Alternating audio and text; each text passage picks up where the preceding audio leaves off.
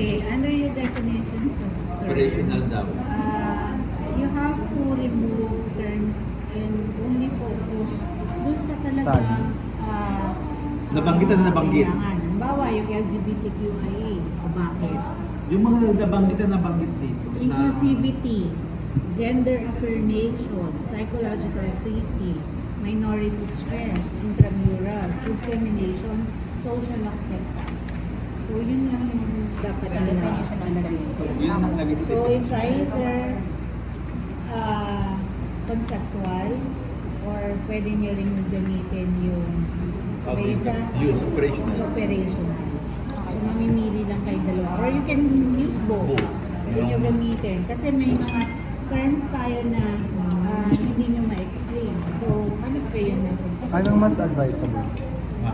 Anong mas advisable? Nagam- Maganda yung operational. Operation. Kasi kung paano, kasi iba-iba ang meaning ng bawat word. So, mas maganda na yung nagbabasa ng ano ninyo, maiintindihan nila kung paano nyo ginamit yun sa study. Okay? Yes po.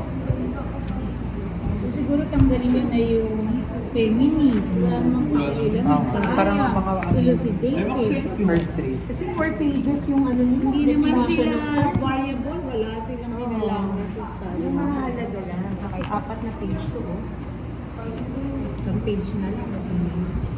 Ginawa nyo lang yun para pang sayang mo yung papel. Pang junk shop.